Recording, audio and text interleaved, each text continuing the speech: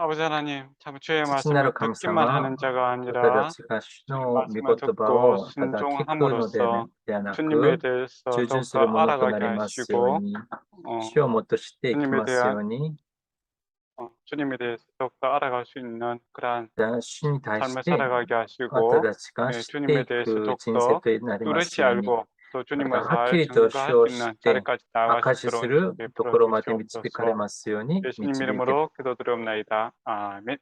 목사님 목사님 폭력이 저한테 들립니다. 예. 예. 예, 이제 시작할까요? 예. 오늘 이제 레위기를 우리가 보려고 합니다.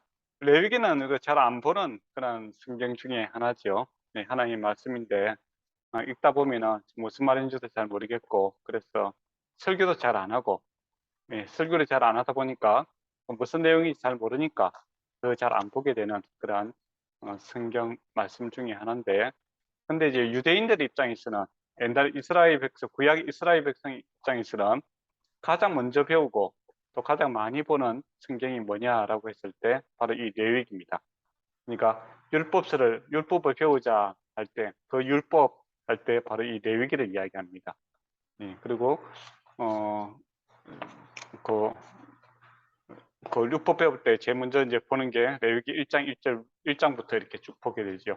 왜냐하면 이제 실제로 이제 제사를 드려야 되고 뭐 그렇게 하기 때문에 자기들 상당히 이제 중요한 실용적인 문제고 또 생활 전반적인 문제를 다루고 있기 때문에 이 말씀을 알고 실천하려고 하면 이 레위기를 반드시 이제 공부해야 되는 책 중에 하나입니다.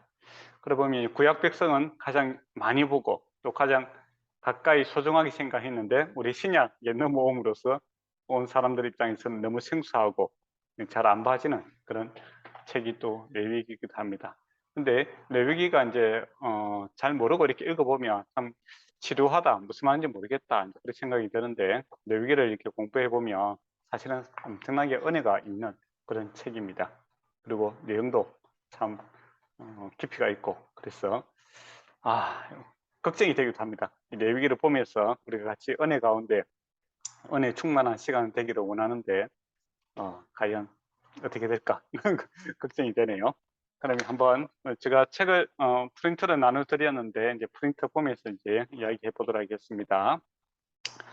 레위기는 이제 히브리 책 이름으로는 바이크라라고 되어 있습니다. 그리고 그가 모세를 불렀었다라고 되어 있죠. 그러니까 우리가 이제 출애굽기, 레위기, 민수기 이렇게 책 이름을 붙이는데 그거는 이제 후대에 붙여진 거고 원래 이제 모세오경은 이 이름이 없어요.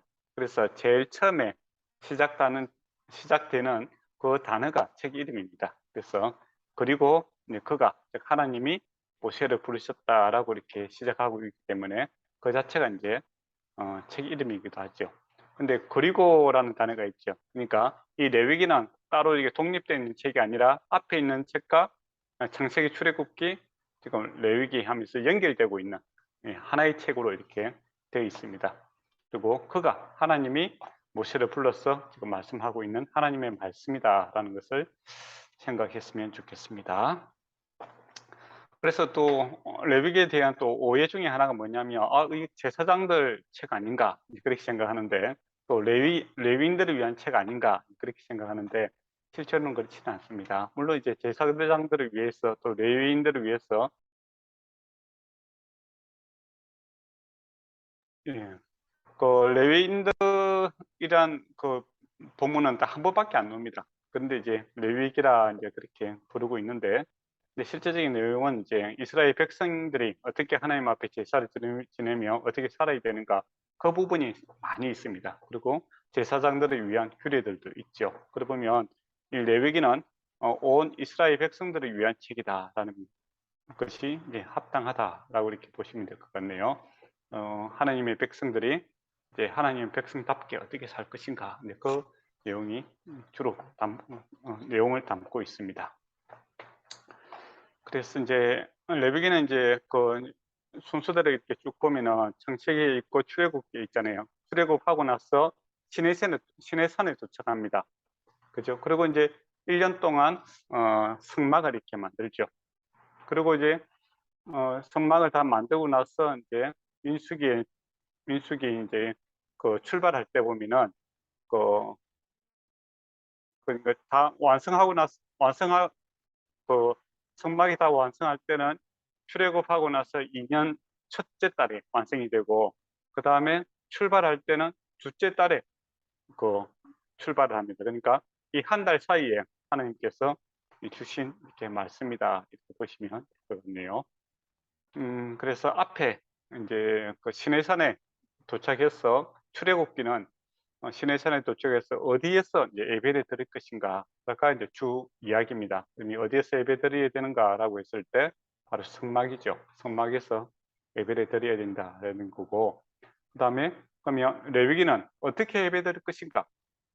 예배 드리는 방법에 대해서 이제 자세하게 설명을 하고 있고, 또 이제 레위기의 관점은 출애굽 과정뿐만 아니라 이제 약속의 땅, 가나안 땅에 들어가서 우리가 어떻게 살 것인가에 대한 이야기도 같이 다루고 있습니다. 네.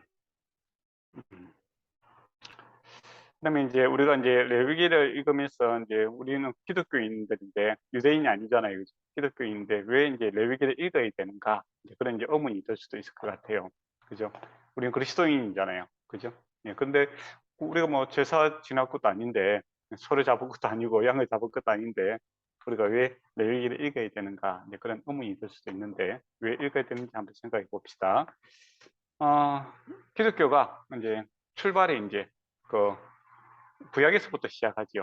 그래서 우리가 구약의 제사 제도라든지 또 구약의 내용들을 잘 알게 되면 신약의 신약을 더욱더 잘 이해할 수가 있습니다. 그래서 구약의 제사 제도를 통해서 잘 이해하게 될 때 예수 그리스도의 십자가의 의미가 어떤 것인지 더욱더 분명하고 뚜렷하게 이해가 될 수 있죠. 그래서 우리가 구약을 이제 레위기를 공부함으로써 제사 제도를 통해서 오늘날 우리가 예배드리는 것이 어떤 의미고, 또 주님께서 이제 십자가 지신 것이 어떤 의미인지를 더욱더 알아갈 수 있는 그런 시간이 될 수 있을 것입니다. 그리고 레위기는 이제 어떻게 살아야 되는가에 대한 문제이죠. 그러니까 우리가 그리스도인이 되는 것은 은혜로 예수 믿는 그리스도인이 되지 않습니까? 그래서 은혜 받은 사람이 어떻게 살아야 되는가? 즉 출애굽했죠. 은혜로, 하나님의 은혜로 출애굽되었고 하나님의 주권으로, 선택으로 이스라엘 백성들이 출애굽해서 하나님의 백성이 되었습니다. 근데 이스라엘 백성들의 입장에서 생소한 게 있죠.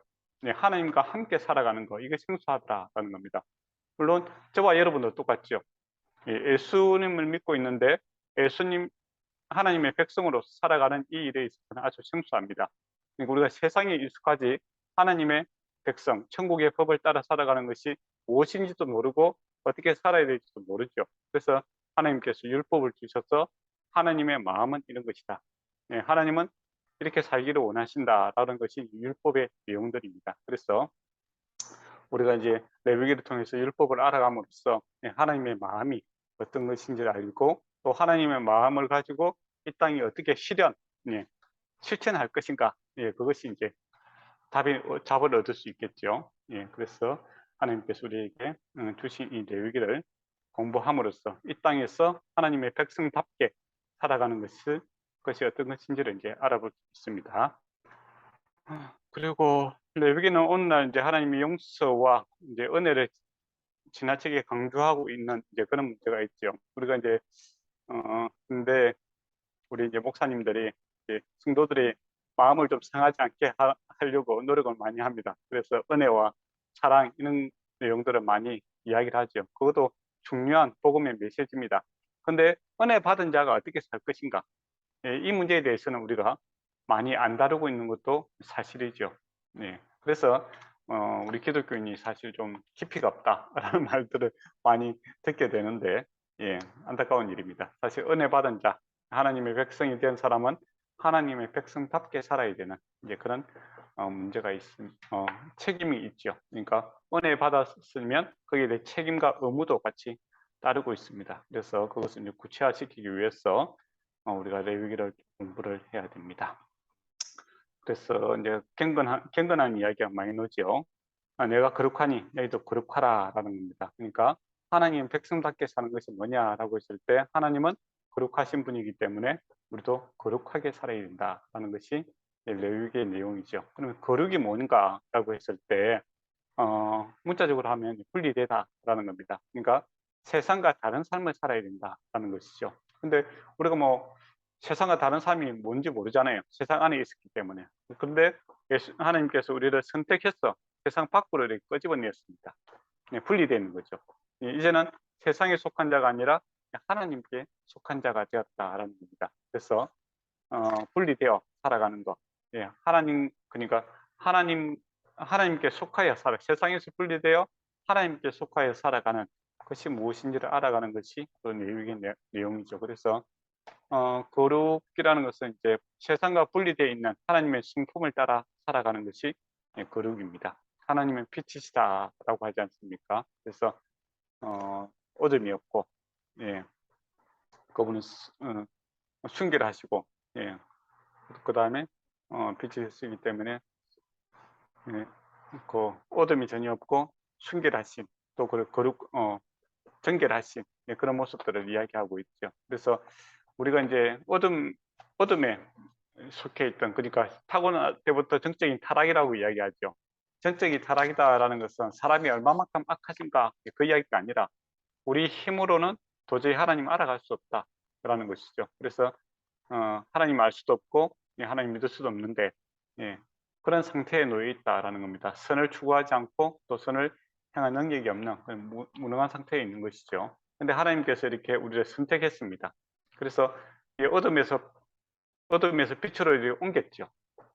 근데 문제가 뭐냐라고 하면 우리가 빛에 속한 자인데 빛의 삶이 어떤 것인지를 잘 모른다라는 겁니다. 그래서 이제 하나님께서 원하는 삶은 이와 같은 것이다라고 이제 구체적으로 가르치고 있는 게 레위기고, 그것도 이제 부족하니까 어떻게 됩니까? 하나님께서 성막을 통해서 같이 움직입니다. 성막을 지으라는 이유 중에 하나가 뭐냐면은 그 주님께서 주의 영이 함께 거해서 이스라엘 백성과 함께 가는 거죠. 하나님께서 함께 감으로써 계속적인 은혜를 베푸십니다. 그리고 저와 여러분이 그리스도인 되었는데, 하나님 백성 되었는데 하나님 백성답게 살지 못하는 그러한 이제 죄를 짓기도 하고 또는 실수하기도 하지 않습니까? 이때 이제 이 불결한 거 이걸 정리를 해야 되죠. 그래서 제사 제도라는 것이 이제 주어짐으로써 끊임없이 이렇게 성결해지고 그렇게 가는 거죠. 그 가운데서 우리가 하나님의 은혜를 경험하게 되고 하나님의 사랑을 알게 될 때 하나님께 예배드리고 감사하는 그런 사람이 되는 거죠. 그것처럼 이제 구약에는 이제 성막이 이렇게 그 징중에서 같이 움직였다면 하나님께서 지금은 그리스도 영이신 성령이 우리와 함께 하시는 겁니다. 그래서 저와 여러분이 예수 믿는 사람들인데, 근데 예수님을 주로 그리스도로 고백하는데, 근데 예수 그리스도 제자답게 살아가는 이 문제에 있어서는 뭔지 잘 모른다 이거죠. 그래서 이제 하나님의 말씀도 주셨고 또 우리가 말씀을 깨우칠 수 있는 능력이 없고 또 안다고 해도 실천할 수 있는 능력이 없으니까 무엇을 주었습니까? 성령을 주셨죠. 그래서 성령이 우리와 함께 하십니다. 그래서 하나님 백성답게 살아갈 수 있는 것이죠. 그 와중에 어떤 일들이 생깁니까? 은혜를 경험함으로써 우리가 예배드리죠. 그것처럼 이제 레위기를 통해서 이제 하나님께 감사드리는 그러한 번제라든지 하목제라든지 소제라든지 그런 예배를 드리고 또 우리가 살아가면서 부족한 것들이 경험하게 되지 않습니까? 나는 마음으로는 참 하나님 뜻을 행하고 싶은데 우리가 부족해서 죄를 지었을 때 이 죄 문제를 어떻게 할 것인가? 그때 속죄제, 속건제를 드림으로써 죄 문제를 해결해 나가는 것을 보게 됩니다. 그리고 저와 여러분도 이제 살아가면서 교회에서 회개를 하는 그런 모습들을 보게 되죠. 그리고 주님께서 빛으로서 우리 마음에 쫙 비추심으로 어둠을 계속 몰아내는 거죠. 그건 마치 이제 가나안 땅에 들어갔을 때 여리고성을 점령했다고 그 가나안 정복이 끝나는 것이 아니라 계속적인 땅을 차지해 나가는 것처럼 빛으로서 오신 그 주님께서 우리의 마음에 이제 들어오셔서 거기서 끝나고 가만히 있는 것이 아니라 우리의 삶 전 영역에 모든 삶에 주님의 전투가 계속해서 달성하게 되는 겁니다. 그래서 우리가 한복할 때, 예, 한복할 때 주님의 승리를 맛보게 되죠. 그래서 내가 죽고 내 안에 그리스도가 살아나는 그런 것들을 경험하게 되는 그런 삶을 살아가게 됩니다. 그 와중에 이제 주님을 거룩한 삶을 이제 살고 또 주님의 인격을 추구하고 살아가는 그런 마음들이 이렇게 계속 생기죠. 그때 어떻게 해야 될지 모르겠다. 너무 이제 주관적으로 이렇게 갈 수가 있잖아요. 그래서 구체적으로 하나님께서 원하시는 것은 무엇인지 명문화시켰어. 레위기를 주었고 지금은 우리가 신구약 이제 성경을 주셨다라는 겁니다. 그래서 우리가 하나님의 백성이 됐다, 은혜를 경험하게 됐다, 내가 주의 백성대로 살고 싶다라고 하면 자연스럽게 이제 말씀을 사모하게 됩니다. 하나님 말씀이 무엇인지에 대해서 알고자 하고 또 우리가 깨우칠 능력이 없을 때 구약에서는 성막을 통해서 그리스도 영이 함께 한 것처럼 지금은 우리에게 성령이 함께 하심으로 우리를 깨우쳐 주시는 그런 것들을 경험하게 되지요. 그리고 이스라엘 백성들이 사실 강야에 있었고 또 전투하는 일에 있어서도 이제 무능함과 무지를 많이 보여주지 않습니까? 그런데 그 싸움의 승리를 주께서 승리케 하시는 것을 보게 됩니다. 예, 그것도 동일하게 저와 여러분이 죄와 세상에서 참 우리 앞에서 우리가 무력감을 느낄 때가 많죠. 예, 그렇지만은 주께서 함께 하심으로 주의 승리를 우리에게 주시는 것을 보게 됩니다. 그래서 시작한 것도 출애굽한 것도 우리가 구원받은 것도 하나님의 은혜로 사랑으로 시작했고 하나님의 주권으로 시작했고 또 그 길을 구원의 길을 가는 것도 하나님의 은혜고 하나님의 사랑이다라는 것을 경험하게 될 것입니다. 네. 그리고 레위기는 이제 하나님이 말씀하셨다라고 하기 때문에 그 56회나 이렇게 사용되고 있습니다. 그래서 하나님이 직접 이렇게 말씀한 내용들이 많이 있습니다. 그래서 레위기를 공부하면 참 은혜가 될 줄 믿습니다. 네. 그러면 이제 저자와 저작 시기라는 부분을 한번 볼까요? 저자는 이제 정통적으로 모세가 기록했다 그렇게 되어 있습니다. 창세기, 출애굽기, 민수기, 신명기 모두 다 모세가 기록했죠. 그러면 이제 다른 책들과 이제 관계성을 한번 볼 필요가 있습니다. 그래서 출애굽기, 레위기, 민수기 전체 내용을 보면 12개의 이행 기록이 기록되어 있죠. 예, 그래서 출애굽기는 이제 시내산까지 도착하는 내용이고, 예, 그 다음에 거기서 한 1년 동안 있으면서 이제 성막을 이렇게 짓게 됩니다. 그리고 성막에 필요한 여러 가지 기구들도 만들게 되죠. 그리고 나서 이제 율법을 받고 다시 이제 가나안 땅으로 출발하는 내용이 이제 민수기의 내용입니다. 그 신명기 내용은 이제 가나안 땅을 앞에 바라보고 모세가 이제 설교하는 내용이죠. 그래서 앞에 이제 레위기 내용들도 많이 나옵니다. 왜냐하면 하나님의 말씀을 갖다가 이제 어떻게 하면 설교죠, 설교. 하나님의 말씀을 가지고 어떻게 적용하는지 구체적으로 이렇게 좀 이야기를 하고 있습니다. 그래서 레위기의 내용을 좀 보충하기도 하고 또 첨가하기도 하고 또 어떤 의미인지를 더욱더 분명하게 나타내는 그런 내용들이 신명기에 보고 있습니다. 그리고 네모로 된 그 부분 있죠. 12가지 여행 기록은 여러분 한번 쭉 읽어보시면 됩니다. 그리고 하나님 나라의 면모를 갖추다라는 게 있죠. 그래서 저번에도 이제 말씀드렸지만 이 출애굽의 가장 중요한 주제 중에 하나가 뭐냐라고 했을 때 바로 하나님 나라입니다. 나라의 구성은 뭡니까? 땅이 있어야 되고 백성이 있어야 되고 주권이 있어야 되지 않습니까? 그래서 이것이 어떻게 이제 완성되어 가는가 이렇게 보시면 될 것 같아요. 그래서 창세기에서 이제 출애굽기 19장까지는 한 사람을 선택해서 하나님께서 하나의 민족으로 이렇게 만들어 가시는 그러한 내용들이 있죠. 하나님의 백성을 만드는 과정입니다. 그리고 하나님의 백성에 있어서 가장 중요한 부분이 뭡니까? 바로 믿음이죠. 믿음이 있는 자가 하나님의 백성이다라는 겁니다. 숫자가 중요한 것이 아니라 믿음이 있는 자가 하나님의 백성입니다. 믿음에 있는 많은 사람들이 모였으니까 이제 하나의 나라를 이렇게 형성할 수 있는 그러한 이렇게 되었다라는 것이죠. 그래서 믿음이라는 것은 보면 아브라함을 하나님께서 선택하지 않습니까? 그죠? 아브라함이 하나님을 선택한 게 아니고 하나님이 아브라함을 선택했어요. 그죠? 예, 그리고 생명형, 무죄한 자에게 하나님께서 생명을 주셨죠. 예, 그래서 하나님의 백성의 특징이 뭐냐라고 했을 때 하나님의 주권에 의해서 선택이 있었고 생명은 하나님께 있다는 겁니다. 그리고 그 하나님의 선택을 받은 자는 믿음으로 반응하게 되죠.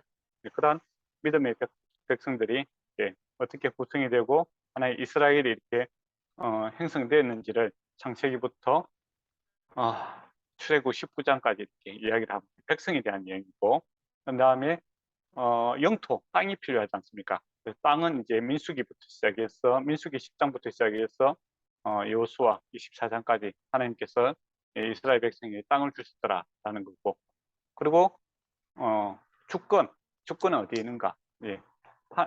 하나님 나라의 주권은 하나님께 있습니다. 그래서 이 법이라는 내용이 하나님의 말씀으로 이렇게 구성이 되어 있죠. 예. 그래서 하나님 나라가 어떻게 구성이 되고 있는지를 이렇게 모세오경과 이제 이렇게 모세오경과 여호수아 또 성경 전체가 이렇게 말씀을 하고 있습니다. 그리고 이제 레위기와 출애굽기는 주제와 내용에 있어서 연계성이 있다라고 이렇게 되어 있습니다. 그래서 출애굽기에 보면 28장에서 29장까지 제사장직에 대한 규례들에 대해서 제시를 하고 있고 레위기 8장에서는 이 율법에 따라서 제사장들이 취임을 하게 되는 것을 보게 되죠. 그리고 또 좀 특이한 것은 하나님의 현현, 하나님의 나타나심이다. 그거죠. 이것이 점점 길어집니다. 처음에 이제 호렙산에서 이제 하나님께서 모세를 부르실 때는 잠시 동안 이렇게 보았죠. 그러다가 이제 시내산에서는 어떻습니까? 7일 동안 머무시는 것을 보게 됩니다. 하나님께서. 그리고 레위기 이제 8장부터는 제사장들이 사역을 하게 됨으로써 예, 하나님께서 이제 그 성막에 이렇게 거주하게 됩니다. 그래서 이스라엘 백성들과 함께 이렇게 광야길을 가시는 것을 보게 되죠. 그리고 여호수아도 뭐라고 합니까? 이스라엘 백성이 범죄하고 그렇게 하니까 너희만 올라가라라고 하니까 안 된다고 하지요. 하나님께서 같이 가셔야 된다. 그 이야기를 합니다. 그래서 하나님의 백성의 특징 중에서 가장 중요한 게 뭐냐면 하나님께서 함께 하시는 겁니다. 이마누엘. 예수님의 별명이 뭡니까? 이마누엘이죠. 하나님께서 함께 하시는 그것이 하나님 백성의 특징입니다. 그리고 하나님께서 하나님 백성 우리와 함께 하시기를 기뻐하십니다. 함께 하시기 위해서 구원하시는 거죠. 구원의 목적이 뭐냐라고 했을 때 하나님과 함께 하는 겁니다. 네. 하나님께서 우리 죄를 사해 주신 이유가 뭐냐라고 했을 때 우리를 거룩하게 하게 하시고 거룩하게 목적이 뭐냐? 네. 이유가 뭐냐라고 했을 때 거룩하신 주님이 함께 하시기 위해서 우리를 구원하셨다라는 겁니다. 그럼 천국은 뭐냐라고 했을 때 핵심은 하나님과 함께 영원히 사는 것이죠. 그래서 천국 이야기할 때 뭐 다른 집이 좋다더라. 그러면 뭐 다른 뭐 아픔도 없고 슬픔도 없다. 뭐 이렇게 자기 중심의 생각을 하지 마시고 천국은 하나님과 함께하는 것이 천국입니다. 그래서 천국이 지금 이미 임하였다라는 말도 하죠. 왜냐하면 성령이 우리와 함께 하시기 때문에 우리가 천국의 맛을 보고 살아가는 거고 또 아직 임하지 않았다라는 것은 이제 예수님께서 재림하게 되시면 영원히 우리와 함께 본질적인 그 천국을 맛보게 될 것입니다. 그래서 천국 백성, 하나님의 백성의 가장 큰 특징은 하나님과 함께 하는 것이 하나님의 백성의 가장 큰 특징이다라는 겁니다. 그런데 여기서 이렇게 배웠으니까 이걸 실천하려면 어떻게 해야 되겠습니까? 내가 먹고 마시고 모든 곳에 하나님께서 나와 동행을 하신다라는 겁니다. 그게 어떻게 보면 부담감으로 작용할 때도 많죠. 또는 은혜가 충만하면 너무 감사하고 또 내가 내 마음대로 내 소견대로 내 뜻대로 살아가고자 하면은 너무 부담스럽고 그런 이제 충돌이 생길 때가 많습니다. 그렇지 않습니까? 아마 그런가? 예. 근데 우리가 이제 하나님의 빛이 임하게 될 때 제 문제가 이렇게 항상 발생을 하게 되죠. 어둠에 내 마음에 어두운 그늘의 모습들이 나타나게 됩니다. 그러니까 하나님의 빛으로 우리와 함께 하시기 때문에 모든 것을 드러내죠. 근데 우리가 세상에 살다 보니까 이 그늘, 어둠에 너무 익숙한 거예요. 그러다 보니까 우리가 구원받고 우리가 교회 생활하고 이런 것들에 대해서 하나님의 빛 앞에 내려놓고 또 은혜를 경험하기도 하고 감사를 표현하기도 하고 너무 좋아요 라고 이야기할 때도 있습니다. 그런데 어느 한편에서는 우리가 그늘 또는 이 어둠을 또 숨겨주는 경우도 있죠. 익숙하니까 그게 또 나름의 즐거움이 있으니까. 근데 주님께서 함께 하시면서 가만히 있는 게 아닙니다. 그 가나안 땅을 정복하는 것처럼 그 우리 안에 있는 어둠들을 공격을 하시죠. 비추는 거죠. 드러내는 겁니다. 그렇게 할 때 우리 마음이 많이 불편해질 수가 있다라는 것이죠.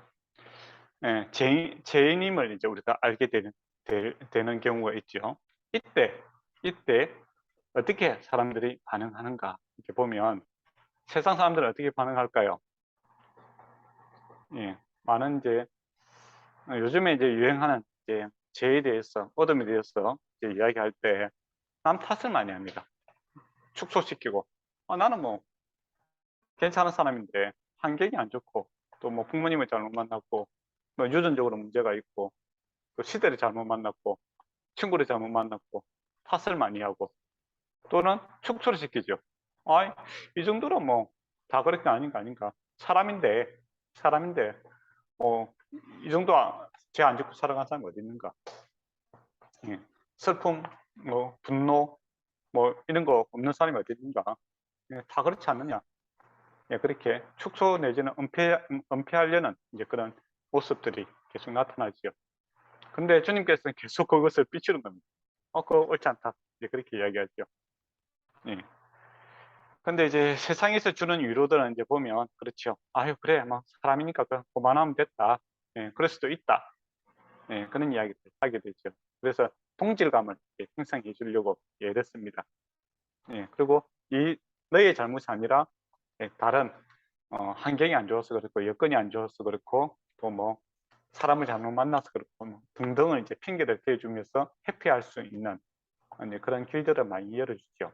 그때 우리가 내가 이해받았다라는 생각을 하기도 하고 약간 도피함으로써 내가 안전함을 이제 도피성에서 이제 같은 죄인들끼리 위로를 받고 나만이 혼자 있는 거 아니야. 우리는 연대가 있어. 이제 그런 이제 생각을 함으로써 이제 위로를 받습니다.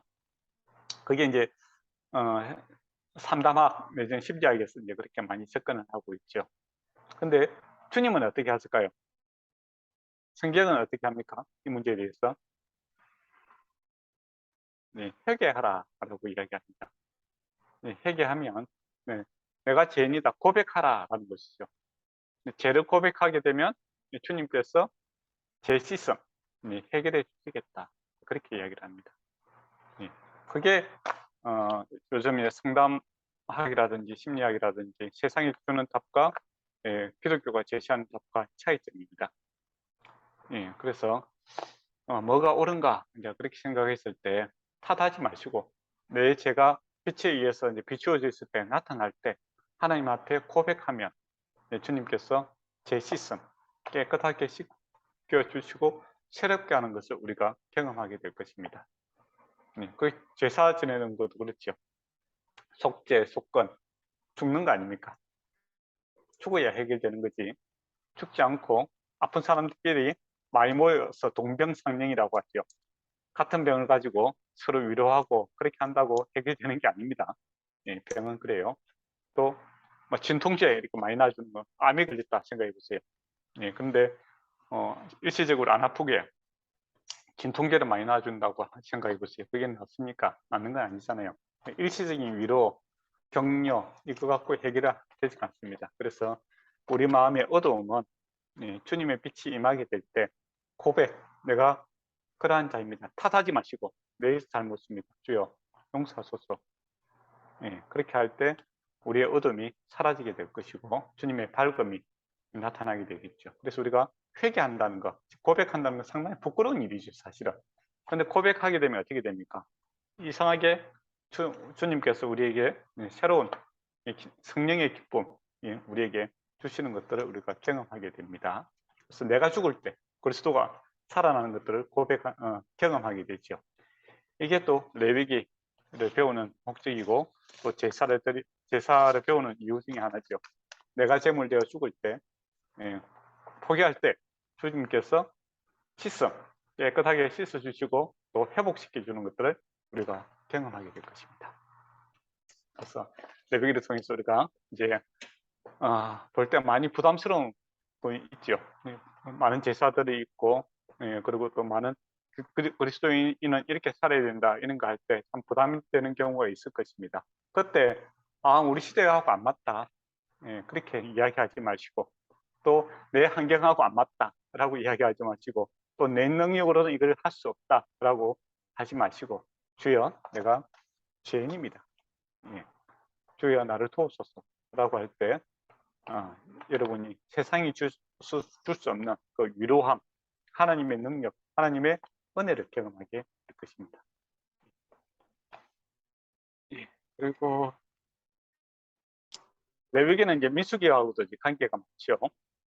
그래서 유기적인 관계가 있습니다. 또 신명기하고도 관계가 있죠. 그래서 처음에 제가 모세 오경할 때 전체적으로 이야기를 좀 드렸습니다. 그래서 모세 오경은 하나의 책이지 다시 분리되어 있어 생각해서는 안 된다라는 겁니다. 그러면은 자, 구조를 한번 보도록 하겠습니다. 구조. 전체 책 내용을 딱 분리 구분을 해서 해놨죠.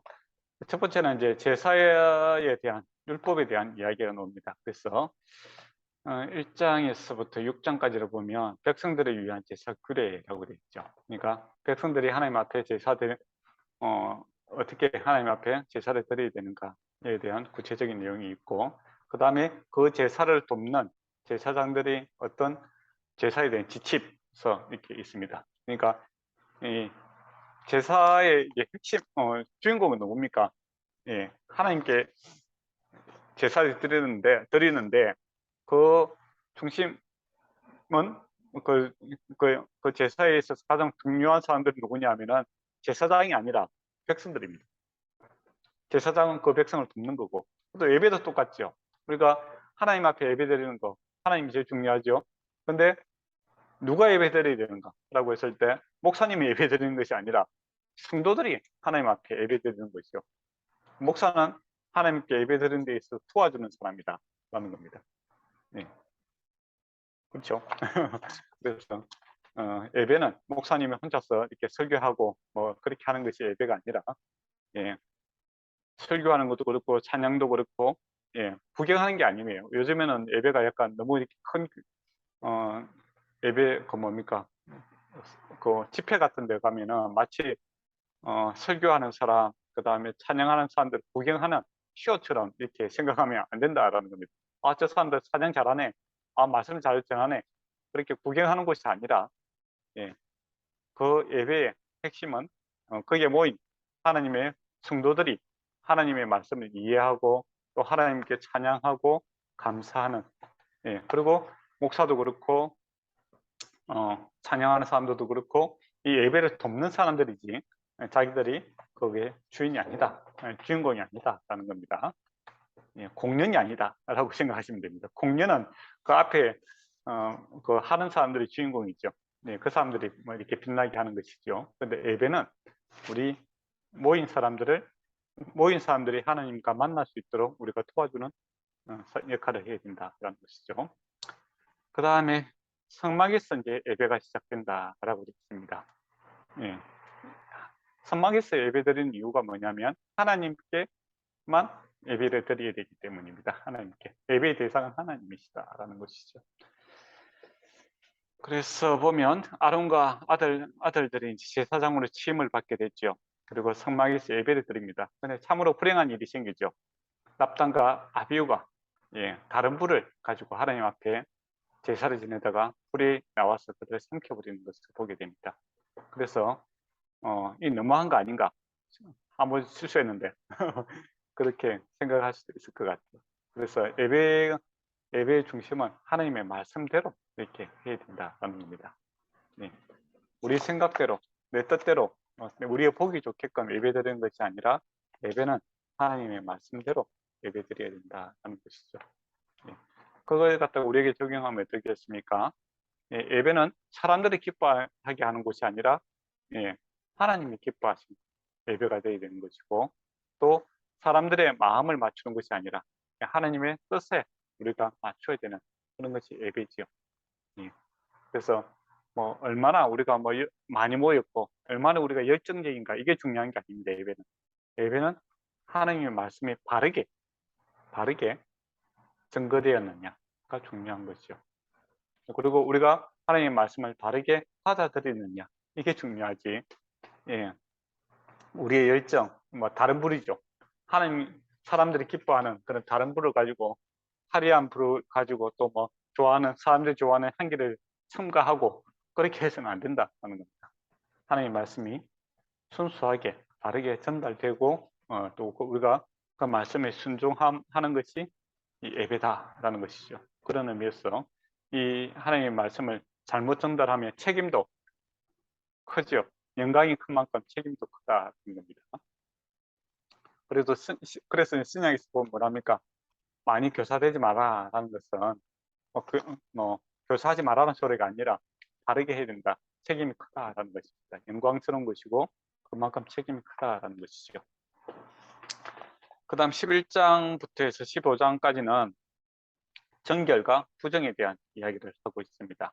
무엇이 거룩한 것이고 무엇이 부정한 것인가에 대한 그런 이야기가 나옵니다.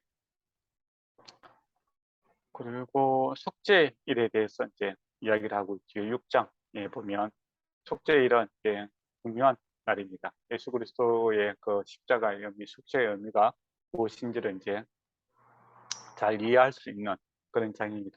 1년에 한 번 속죄일에 속죄 제사를 지내는데, 이걸 통해서 세상 죄를 지고 가는 하나님의 어린 양이 어떤 의미인지를 좀 더 정확하게 또 이해할 수 있는 그런 부분이 될 것입니다. 그래서 세례 요한이 예수님을 가리켜서 보라, 세상 죄를 지고 가는 하나님의 어린 양이로다, 이렇게 신약만 보면 이게 무슨 말인가 잘 이해가 안 되는데, 이렇게 구약을 보게 되면 이게 무슨 말인구나 이제 알 수 있겠죠. 그 다음에 이제 17장부터 해서 26장까지는 이제 성결 법전이다라고 해서 거룩한 예배, 식생활, 성생활, 사회윤리, 예배, 가족관계, 땅 유지, 제사장직, 재물, 절기, 불과 떡, 이름, 땅을 경작하는 거, 주종관계, 뭐 축복과 저주, 그런 얘기에서 우리 삶 전체에 대한 이제 내용들을 다루고 있습니다. 그러니까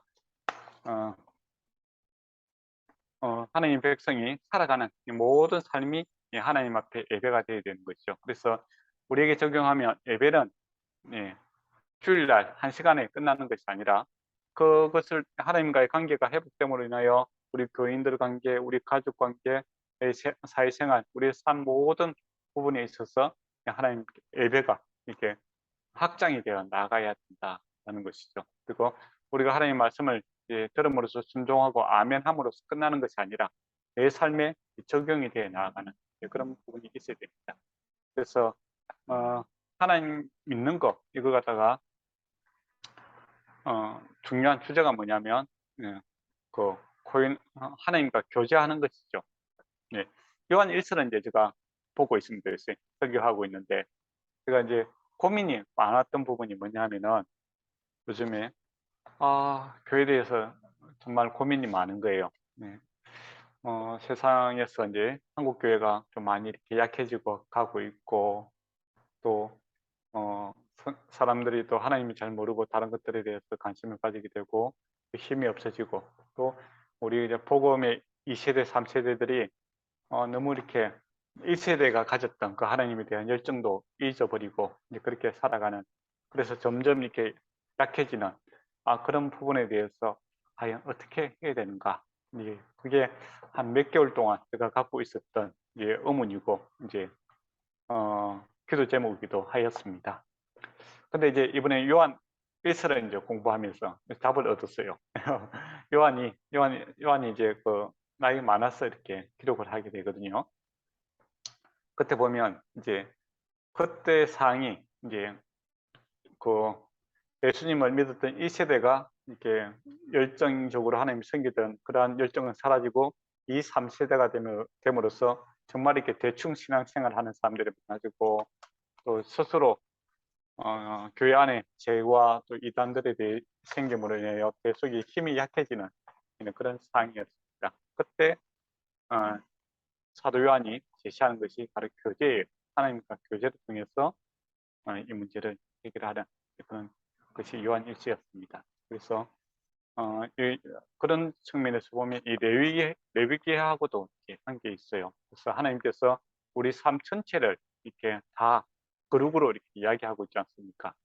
예, 그게 뭐 다른 말로 하면 하나님과 교제 가운데 함께 살아가는 것, 또 행하다라는 것은 원래 뜻이 걸어가는 겁니다.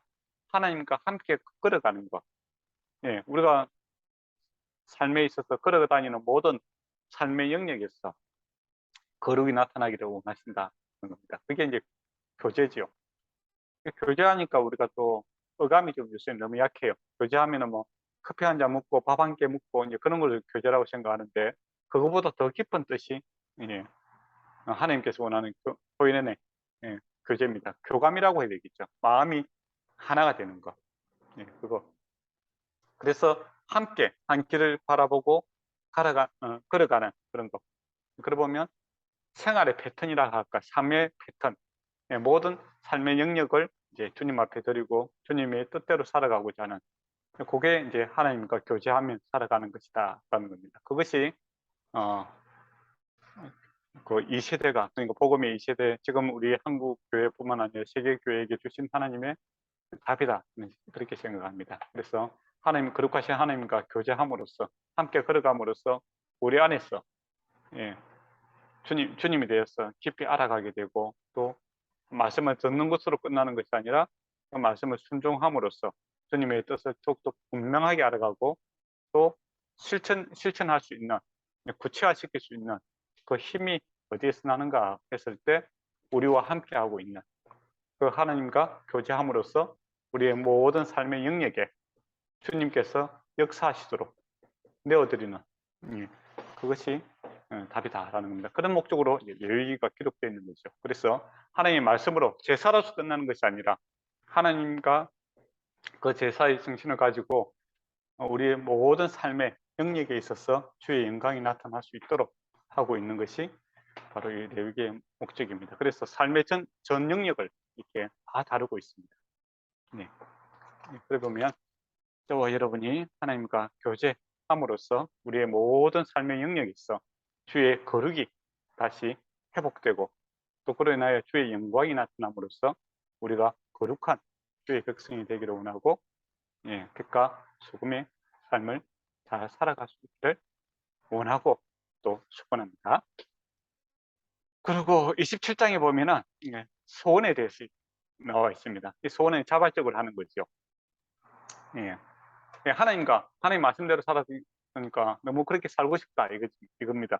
자원하는 마음이 생기는 거죠. 그래서 소원은 모든 그 남녀노소 나이에 관계없고 남녀 관계없고 사회 직분에 관계없이 모든 사람이 다 할 수 있습니다. 그만큼 내가 하나님의 은혜를 경험하고 내가 하나님의 영광을 경험함으로써 내가 하나님 뜻대로 내가 살기를 원합니다 라는 이 소원을 하나님께서는 다 받아들이기를 원하십니다. 기뻐하시고 또 다른 말로 하면 남녀노소 관계없이 모든 사람들에게 다 하나님께서는 소원할 수 있게끔 다 은혜를 주셨다라는 겁니다. 근데 우리 쪽으로 우리 이제 신약 백성을 이야기한다면 어린 아이부터 해서 어른들까지 나이 아이부터 할아버지까지 하나님의 은혜를 알게 되면 모두 다 내가 주의 뜻대로 살고 싶습니다 라고 이렇게 고백할 수 있을 만큼 하나님께서는 모두에게 충만한 은혜를 주셨습니다. 근데 그것을 깨달은 사람들은 어떻게 합니까? 내가 주님의 뜻대로 살기를 원합니다. 내 삶을 주님께 드립니다 라고 이렇게 이야기를 하겠죠. 근데 그 은혜를 주셨는데도 그것을 깨닫지 못한 사람들은 내 뜻대로 살려고 이제 노력을 하게 되는 모습을 보게 되죠. 그 불행한 삶입니다. 그래서 이제 소원하는 거 기뻐하시죠. 그만큼 내 삶을 드리는 것 같습니다. 있어. 그래서 잘 모를 때 사실 잘 모르지 않습니까? 예. 내일 일이 어떻게 될지 모르잖아요. 요즘은 경제 뭐 이렇게 이야기 뉴스 같은 거 들어봐도 학자들이 모른다는 게 대부분이잖아요. 모르겠다. 예. 근데 유일하게 안다고 하시는 분이 한 분 계시지 않습니까? 예, 주님께서 그 길이요, 진리요, 생명이라고 하시고 또 우리의 길을 무엇으로 평탄하게 할 것인가라고 했을 때 그의 말씀으로 우리가 평탄하게 될 수 있다라고 이야기하시고 또 모든 일에 대해 책임지겠다라는 분은 예수 그리스도 한 분밖에 없습니다. 네, 그렇다면 우리가 잘 모르잖아요. 모르고 과거를 돌아봤을 때 하나님의 은혜를 알고 있고 또 하나님의 구원을 알고 있고 하나님의 선하심, 창조주 하나님, 전능하신 하나님 이게 우리가 고백하고 있고 그게 사실이라면 예, 그걸 믿는다면 예, 입으로 믿고 입으로 믿는다 하고 예, 우리가 그걸 적용하지 않으면 그 사실은 믿는 게 아닙니다. 예, 요한 1서도 보면 너희가 빛 가운데 있다고 하면서 어둠을 행하게 한다면 그거는 옳지 않다 그렇게 이야기하고 있죠. 정말 하나님의 전능하신 분이고 나의 아버지시고 사랑해주고 또 모든 것을 알고 책임지신다라고 하면 안다고 믿는다 하면 이때까지 그렇게 했다면 앞으로의 삶에 대해서 내 삶을 주님 앞에 내어드립니다. 주께서 인도하여 주십시오 하는 그것이 바로 소원하는 마음이죠. 그리고 그 소원 하나님께서 기쁘게 받으시고 예, 여러분도 만족하고 하나님도 만족하게 되는 그런 일이 발생하게 될 것입니다. 그래서 먼저 그의 나라와 그의 의를 구하라. 그러면 이 모든 것이 더하리라 하는 말씀이 바로 이게 소원하는 마음이죠. 예, 먼저 내가 주님의 뜻을 찾고 구하겠습니다 라고 했을 때 모든 일에 대해서 하나님께서 책임지시는 예, 더한다는 거죠. 예, 그것을 경험하게 될 것입니다. 그래서 우리가 레위기를 공부하고 말씀을 공부함으로써 이러한 고백들이 나오기를 원합니다. 단지 뭐 지식으로 제사, 제도, 번제, 뭐 소제, 화목제 뭐 이런 거 있어 5가지가 있어 하고 이렇게 답을 적는 것이 아니라 예, 주님에 대해서 알므로써 내 삶을 주님께 내어드리는 그런 아름다운 고백으로 또 믿음의 고백으로 또 믿음의 행함으로 이렇게 나타나게 될 때 우리가 성경 공부를 하는 목적이 있는 것이고 또 그걸 통해서 더욱더 하나님을 구체적으로 알아가게 될 것입니다. 그리고 더욱더 뚜렷하게 알아가게 될 것이죠. 예. 성경에서 이제 보면 예수님의 제자 중에서 제일 오래 사는 사람이 요한이죠. 실제적으로 예수님과 살았던 건 3년밖에 안 돼요. 그렇지 않습니까? 그런데 나이가 들면 들수록 모세도 그렇고 모든 그 하나님의 백성들이 나이가 들면 들수록 하나님에 대해서 예수님에 대해서 더욱더 뚜렷하게 분명하게 알아갑니다. 그 이유가 어디에 있는가라고 했을 때 바로 하나님의 말씀에 순종할 때 그런 일이 발생하게 됩니다. 그리고 이제 여러분이 교회에서도 보면 그래요. 교회에 많은 이제 사람들이 있죠. 목사님도 있고 뭐 장로님도 있고 여러 이제 사람들이 있습니다. 직분에 관계없이 예, 그리고 신앙 경력을 관계없이 한 20년, 30년 돼도 어떤 사람을 보면 저 사람 삶 속에서 그리스도의 향기가 나타나지 않죠. 예수 믿는 사람인가 안 믿는 사람은 내가 잘 모르겠다. 그런 사람이 있고 어떤 사람은 이제 참 오랫동안 떨어져 있었는데도 전혀 모르는 또 사람인데도 우리가 예수 믿는 사람이라 하고 만나게 될 때 우리가 참 익숙한 사람들이 있어요. 생각하는 것도 그렇고 말하는 것도 그렇고 우리가 참 익숙하고 편안한 느낌을 들 때가 있죠. 그 이유가 어디 있는가라고 했을 때 바로 주님과 동행이 있습니다. 실천함이 있죠. 저와 여러분이 하나님 예수님과 함께 발걸음에 맞춰서 이렇게 생활하다 보면 주님과 함께 동행하는 사람들과 만나게 되면 평안함을 누리게 될 것이고 익숙함이 있죠. 내가 생각하는 것도 그들의 생각이 너무 같다. 또 내가 익숙하게 주님을 알고 있는 그 주님의 모습이 다른 사람에게도 나타나게 됨으로써 친근감을 우리가 누리게 될 것입니다. 그런데 내가 머리로만 말씀을 알고 주님과 이렇게 동행하는 발걸음을 맞추지 않는다면 말은 옳은데 전혀 주님의 모습이 나타나지 않는 바리새인화 되어가는 그런 모습도 생길 수가 있습니다. 그래서 우리가 신앙생활 이제 여러분이 기독교 가정에서 태어나셨고 또 지금부터 이제 신앙생활 하게 되면 한 60년 앞으로 오래 살 거잖아요. 한 100살까지 산다니까 60년 80년 살게 될 것인데 예, 그때 예, 요한처럼 또 사도들처럼 날이 가면 갈수록 주님에 대해서 뚜렷하게 알아가게 되고 또 분명하게 구체적인 답들을 찾게 된다면 예수 그리스도 안에서 찾게 된다면 여러분은 말씀에 순종하며 살았기 때문에 그렇게 될 것이고 또 말씀을 알고 있으나 설교를 뭐 매일 듣잖아요. 설교도 듣고 내가 책도 읽고 그렇게 하지만 말씀에 순종하지 않으면 예, 주님에 대해서 점점 모르게 됩니다. 그래서 다른 사람이 이야기하고 있지 남들이 그렇게 하더라 유명한 학자들이 이야기할 수도 있고 유명한 목사님이 그렇게 이야기하더라 이야기는 할 수 있지만은 나의 하나님 이야기는 못하는 거죠. 나의 하나님, 나의 주님 이야기는 못하게 되는 겁니다. 그런데 이제 우리가 말씀을 조금 알더라도 하나님의 사랑이시다라는 그 말씀 말고 그 말씀을 가지고 내가 사랑하려고 애쓰고 또 사랑을 실천한다면 하나님이 이제 나의 하나님, 사랑의 나의 하나님이 되는 거죠. 네, 그래서 레위기 제사로서 끝나는 것이 아니라 삶 전체에 영향을 미치게 되고 궁극적으로는 소원함으로써 내가 주님을 위해서 살아가겠습니다 라는 것이 이제 레위기의 가장 큰 핵심적인 내용입니다. 그래서 우리가 레위기를 공부하고 나서 내가 주의 뜻대로 살겠습니다 라는 고백들이 있었으면 좋겠습니다. 예, 계요라는 부분이 있습니다. 계요를 한번 볼까요? 예, 전체적인 내용을 정리해 놨습니다. 레위기를. 레위기 10장 1절에서 7절과 24장 10절에서 16절을 제외하고는 거의 모든 부분이 율법과 규례에 대해서 이야기를 하고 있다고 합니다.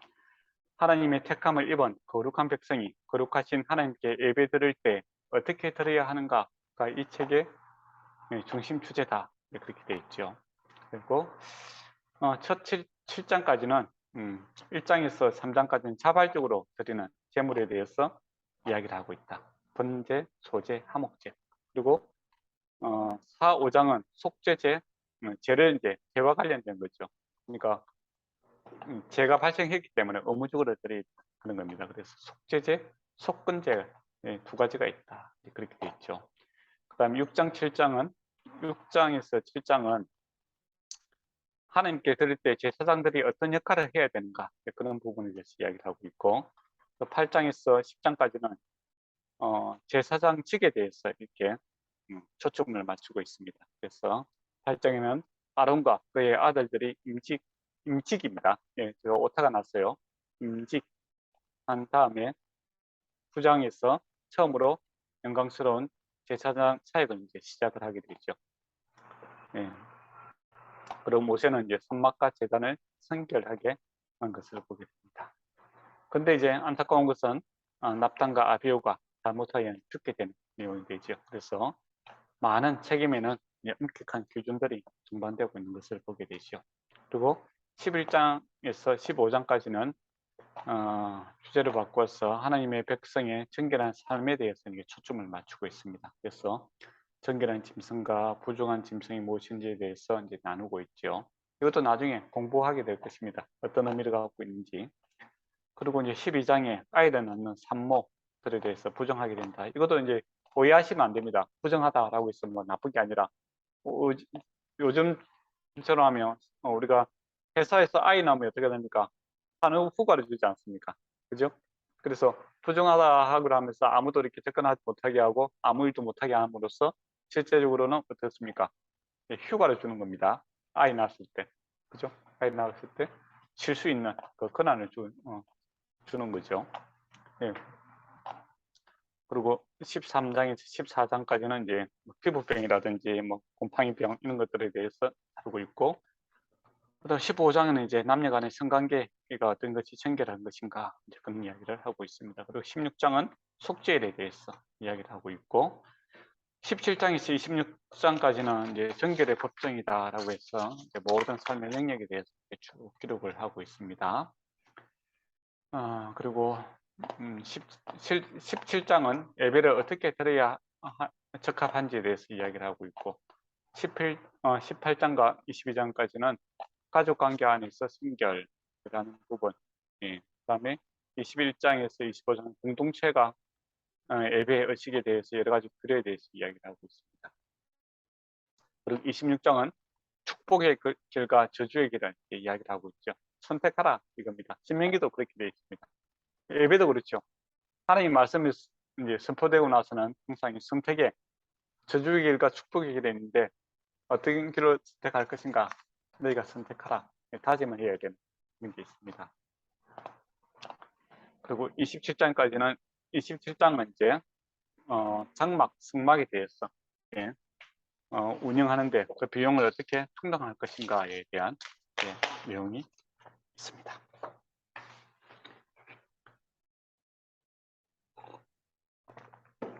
거의 1시간 동안 이야기를 했습니다.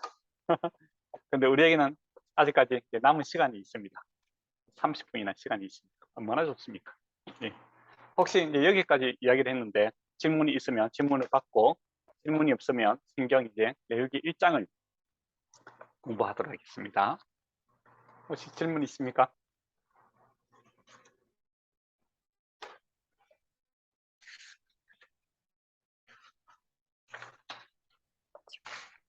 질문 없습니다. 없습니까? 아유, 감사합니다. 저도 아는 게 없어 질문하면 답밖에 없습니다. 너무 완벽하시습니다. 그러면 레위기 1장을 한번 보도록 하겠습니다. 전체적으로 이거 보는 것보다 이제 성경 바로 보면서 이야기하는 게 훨씬 더 이야기가 쉽습니다. 레위기 1장에 보면 여호와께서 1장 1절에 보면 여호와께서 해막에서 모세를 부르시고 그에게 말씀하여 이르시기를 이제 그렇게 시작을 하고 있습니다.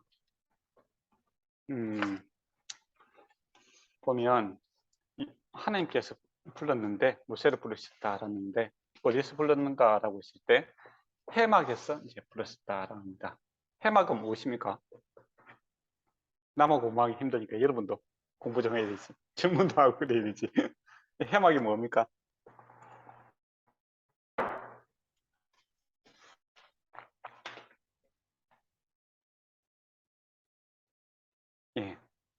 해막은 성막의 다른 이름입니다. 그리고 성막을 가리킬 때 세 가지 이름이 있어요. 성막이라고도 하기도 하고 장막이라고도 하고 또 회막이라고도 합니다. 근데 똑같은 그 건물을 두고 이름을 다르게 부르고 있다라는 것이죠. 그러면 다르게 부르는 이유가 있겠죠. 그죠? 그래서 회막이다라고 했을 때는 만남의 장소다라는 겁니다.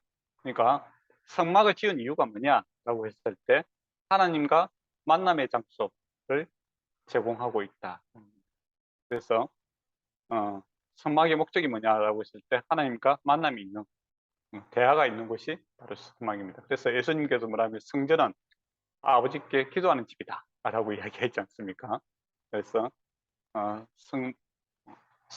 그 성막 자체가 시내사 모양을 이렇게 삼층 구조를 가지고 있지 않습니까? 지성소가 있고 성막이 있고 뜰이 있고 그렇게 돼 있죠. 그게 보면 우리가 출애굽할 때 말씀드렸는데 이 시내사 구조도 모세가 올라가는 곳이 있고 그다음에 70장로들이 있는 곳이 있고 그다음에 일반 백성들이 있는 곳이 있죠. 그런 구조를 갖고 있고 여러 가지 이제 있는데 어쨌든 간에 만남의 장소다라는 겁니다. 성막이라는 거. 근데 또 장막이다라고 이제 부르죠. 장막은 그곳에서 예배가 일어나기 때문입니다. 예배. 그래서 소도 잡고 염소도 잡고 양도 잡고 그런 이제 기능적인 것을 하는 것이죠. 근데 그거가 또 성막이다라고 했죠.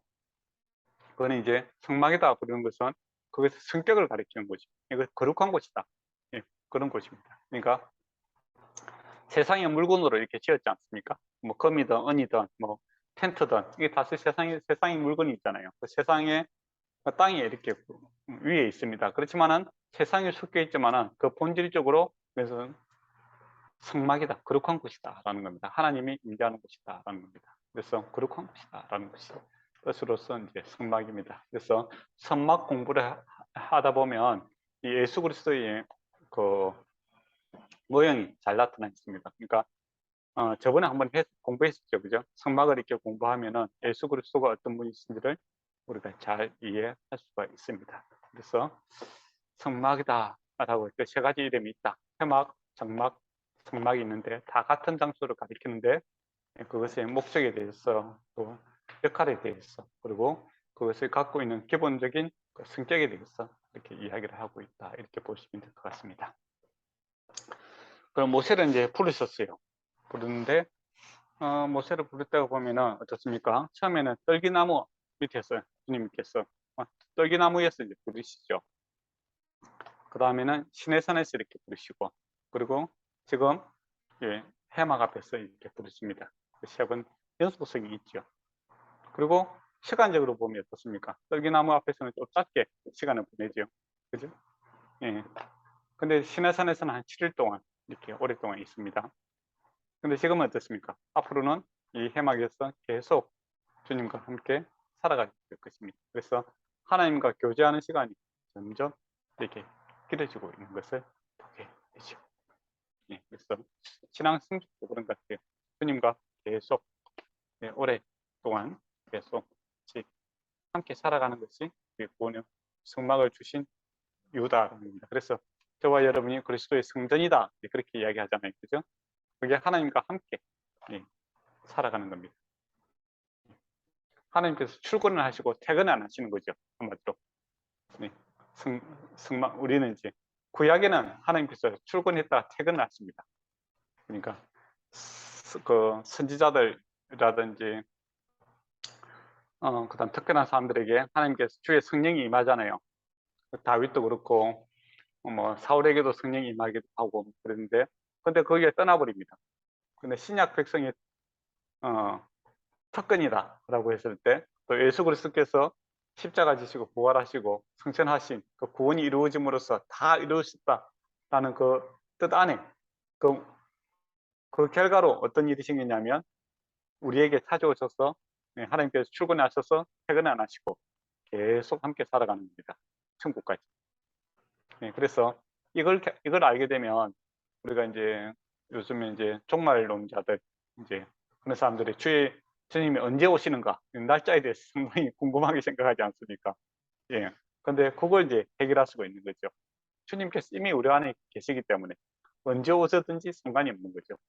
그러면 내가 이미 만나고 함께 교제하신 분이 더욱더 분명하게 성령을 우리에게 임하게 되면 언제든지 할렐루야가 되겠죠. 그죠? 잘 때 오든지 뭐 일어났을 때 그게 중요하지 않아요. 무슨 일을 하고 밭에서 일을 하고 있든지 집에 있든지 그건 중요하지 않아요. 내가 이미 주님 안에 있기 때문에. 예. 근데 주님을 뭐 만난 사람들 입장에서는 어떻습니까? 언제 오는 게 중요하겠죠. 내가 지금 주님을 모르고 있는데 그렇잖아요. 예. 그러니까 계속 날짜에 집착하게 되고 우리가 구원 받았는지 안 받았는지 모르겠다. 그렇게 이제 두려움이 있는 사람들은 날짜에 집착하게 되죠. 그리고 내가 또 하나님의 백성의 그 숫자에 들어가지 못하면 어떻게 할까 그렇게 고민하고 있는 사람들은 사실은 주님을 모르고 있는 사람들이죠. 예, 그래서 이미 우리가 그리스도의 성전이 되어서 주님께서 우리와 함께 하고 있습니다. 그래서 천국은 우리가 같은 동질한 동일 세상에서 영속성이 있다 이렇게 보시면 될 것 같아요. 그래서 내가 죽는 것도 또는 주님 언제 오시는 것도 그게 중요한 것이 아니라 지금 내가 주님 안에 있느냐 내가 주님 안에 있고 주께서 내 안에 있느냐 이게 이제 가장 중요한 내용입니다. 네, 그래서 주님께서 함께 계속하고 있다라는 것을 보고 있죠. 그래서 우리가 그리스도의 성전이다라고 했을 때 이게 무슨 말인가 했는데 구약에 이제 또 성막을 알게 되면 주님께서 우리와 함께하고 우리 안에 제사가 일어나게 되고 예배가 일어나게 되고 또 우리 삶이 이렇게 변하는구나 그런 것을 이해할 수 있겠죠. 이절에 보면 우리 조상 이스라엘 자손에게 말하여 일러라 너희 중에 누구든지 여호와께 예물을 드리거든 가축 중 소와 양으로 예물을 드릴지니라 라고 되어 있습니다. 이 예물이라고 되어 있죠. 예. 이거는 이제 그 하나님 앞에 이제 뒤에 보면은 이게 화제라는 표현이 있는데, 한기로운 13절에 보면 화제에 속하죠, 그죠? 화제, 불로 이렇게 뭐 드리는 다라고 되어 있는데, 한기로운 예물이다, 이제 그렇게 되어 있는데, 거기에 이제 조금 더 이제 번역을 하게 되면은 이게 감사라는 뜻이 들어가 있습니다. 그러니까 한기롭다라는 부분이 이렇게 같이 이렇게 표현되어 있겠죠. 네, 그래서 또 선물이다라는 표현이 더 어떻게 보면 화제라는 뜻보다는 선물이다라는 뜻으로 번역하는 것이 더 합당합니다. 그러니까 구원받았어요. 그러니까 이스라엘 백성이 좀 구원받았지 않습니까? 출애굽했잖아요, 그죠? 애굽에 있었고, 그죠? 홍해를 건너왔고, 그 시내산에서 언약을 맺었잖아요. 그래서 하나님 백성이 된 겁니다. 네, 구원을 받았으니 감사가 나겠죠, 그죠? 그래서 감사로서 번제와 이제 예물을 드리는 것이 번제와 소제와 그 다음에 화목제로 하나님께 드리는 겁니다. 그러니까 무슨 일이 있어서 발생해서 드리는 것은 뭡니까? 죄를 지어서 발생하는 것은 속죄제, 속건제고, 이거는 앞에 세 가지는 감사의 의무, 하나님께 선물 드리는 거죠. 내가 큰 은혜를 받았기 때문에 감사를 표현한다. 그런 것으로 드리는 것이 바로 이 화제를 갖다가 선물로 이렇게 번역하는 게 더 맞습니다. 그래서 향기로운 냄새다. 불로 피우면 어떻게 됩니까? 불을 피우면 어떻게 되죠? 타잖아요. 그럼 연기가 이렇게 발생하고 하늘로 올라가지 않습니까? 그죠? 그래서 하나님께서 이렇게 맡으십니다. 그래서 향기로운 것이다. 그렇게 되어 있죠. 그리고 번제물의 특징은 가죽을 빼고는 다 이렇게 태워드립니다. 예. 짐승을 이렇게 잡잖아요. 안수를 이제 하게 되는데, 3절에 보면, 4절이구나. 그는 번제 머리 위에 안수할지니라 라고 되어 있죠. 그는 누굽니까? 제사장입니까? 안 그러면 짐승을 가져온 백성입니까? 제사장일까요? 안 그러면 백성일까요? 백성입니다. 백성. 네, 제사장이 머리에, 그 짐승의 머리에 안수하는 것이 아니고 그 짐승을 끌고 온 사람이 그 안수를 하는 거예요. 그러면 안수한다는 게 어떤 의미를 갖고 있는가, 그걸 알아야 되잖아요, 그죠? 예, 왜 안수를 할까? 왜 할까요?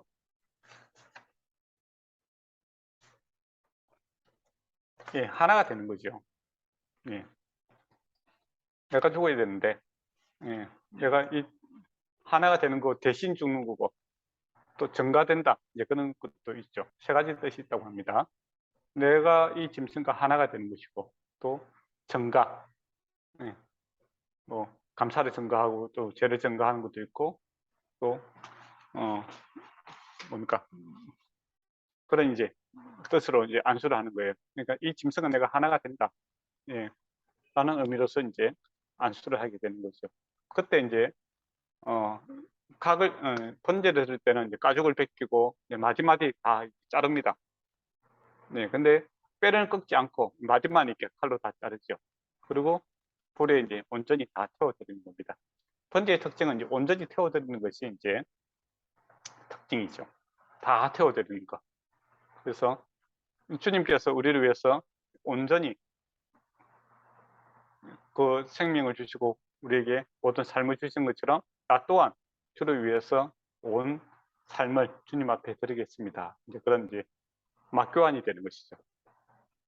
예, 그러니까 그런 마음으로 드리는 겁니다. 예, 내 삶 전체를 주님 앞에 드리겠습니다. 이제 그렇게 그런 의미로 이제 드리는 것이죠. 그리고 해망물 앞에서 이렇게 해라, 잡아라라고 되어 있습니다. 왜 그렇게 했을까요? 예, 이 번제는 하나님 앞에 드리는 겁니다. 예, 그 다른 우상 숭배라든지 그런 것을 근원적으로 이게 막게 되는 거죠. 예배는 오직 하나님 앞에 예, 그 드리는 것이죠. 근데 가만히 보니까 이제 제물을 드리고 있는 게 이제 구약에서도 나타나지 않습니까? 아브라함도 있고 이삭도 있고 뭐 제사를 지냈더라라고 되어 있죠. 그때는 뭐 번제, 소제, 화목제, 뭐 속건제 중에서 무엇을 드렸을까요? 잘 모르겠죠. 저도 잘 모릅니다. 예. 그래서 구체적인 옛날에는 이제 구체적이지 않았던 것이 이제는 하나님 말씀을 알므로써 이제 구체화되는 거죠. 그래서 더욱더 이제 분명해지는 겁니다. 예, 옛날에는 뭐 번제만 이렇게 드렸다면 그 번제 안에 뭐 죄를 지어도 번제 드리고 뭐 그렇게 그런 행태가 나타났다면 화목하기 위해서도 드렸다면 이제는 그 의미를 더욱더 분명하게 하고 구체화되는 그런 것을 보게 되죠. 그리고 지금은 이제 더욱더 분명해지게 되는 거죠. 예수 그리스도의 십자가를 통해서 우리가 어떤 은혜를 받게 되고 하나님과 화목하게 됐는지를 그 의미를 더욱더 분명하게 알아가는 그런 일들이 발생을 하게 되었다 하는 겁니다.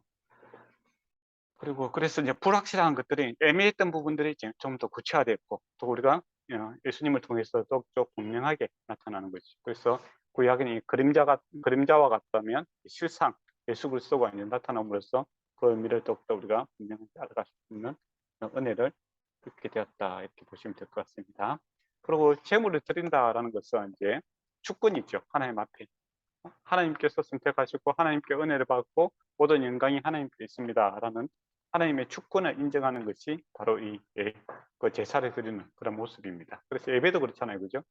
모든 영광이 하나님께, 우리의 구원이 하나님께로 받고 또 내 삶이 하나님께 드려지기를 원합니다. 하나님의 주권을 인정하는 거죠. 그런 의미에서 이제 믿음이라는 거예요. 순종이라는 게 있을 수밖에 없습니다. 하나님의 주권을 인정한다는 동시에 그 반대 이면에는 뭐가 있습니까? 내가 주님의 말씀대로 순종하겠습니다 라는 말도 있죠. 하나님을 주님이다 인정하면 내가 뭐가 됩니까? 종이 되잖아요. 그죠? 네, 그래서 제사를 지내는 거 이거는 주님의 주되심, 하나님의 되심을 인정하는 거죠. 그래서 회막 앞에서만 그 제사를 드려야 됩니다. 하나님만이 나의 제사의 대상이고 또 예배의 대상이고 또 주님의 주권을 인정합니다. 우리가 하나님의 백성 된 것은 주님의 은혜로 될 것이기 때문에 이제는 내가 주의 종된 삶을 살겠습니다. 어떻게 완전히 번제 모든 것을 이제 태워드림으로써 내 모든 삶을 주님 앞에 드리겠습니다. 이제 그렇게 되는 거죠. 그러면 6절에 보면 이제 그 제물을 가죽을 벗기고 각을 떠라. 각을 뜬다는 것은 마디마디 자르는 것을 이야기합니다. 그래서 내 모든 부분이 주님 앞에 드려지기를 원합니다. 하는 것이죠. 그래서 이제 나중에 보면 예수님께서 이제 십자가에 지실 때도 보면은 그 뼈를 꺾지 않는 것을 보게 되죠. 그죠? 이제 요한복음에 보면 창에 옆구리 찔렸는데 뼈가 꺾이지 아니하더라. 그런 이야기가 되잖아요. 그죠? 예. 헌제를 할 때 뼈를 꺾지는 않습니다. 마디는 자르지만은. 예. 그런, 그게 왜 그런 말을 적어놨지? 이제 어머니 생긴다면 바로 구약의 제세적으로 보면 주님께서 어린 양으로 이렇게 돌아가셨구나 그렇게 알 수 있겠죠. 예. 그 다음에 이제 쑥것을 다리라라는 말이 있죠. 예수님이 남자로 태어난 이유가 이제 그게 있습니다. 네. 그리고 11절에 보면 그 제물의 종류에 보면은 숙소도 있고 양도 있고 새도 있습니다. 네. 어느 것이 가장 비쌀까요? 네, 소가 비싸겠죠. 지금처럼. 그죠? 그 다음에 비싼 거는 양이겠고, 그 다음에 새는 이게 비둘기인데 산비둘기는 아니고 집에서 키우는 비둘기입니다. 예. 그러니까 돈이 많은 사람, 행편이 되는 사람 소를 가지고 오겠죠. 근데 나는 소라든지 양을 하나님 앞에 드릴 수 없고 내 행편에서는 이제 비둘기, 여러분이 통닭 한 마리보다 더 싸겠죠. 비둘기는. 그죠? 예. 하나님께서 모든 사람, 재물의 종류가 중요한 것이 아니라 모든 사람들이 하나님 앞에 번제 정신으로 살기를 원하시는 겁니다. 그래서 재물 종류가 있죠. 소를 바칠 수 있는 사람, 양을 바칠 수 있는 사람, 비둘기 바칠 수 있는 사람 다 태워야 됩니다. 그러면 이 다 태워버리면 뭐가 남을까요? 채가 남겠죠. 그죠? 그러면 어떤 마음이 생기겠습니까? 아깝다. 그런 생각 안 드십니까?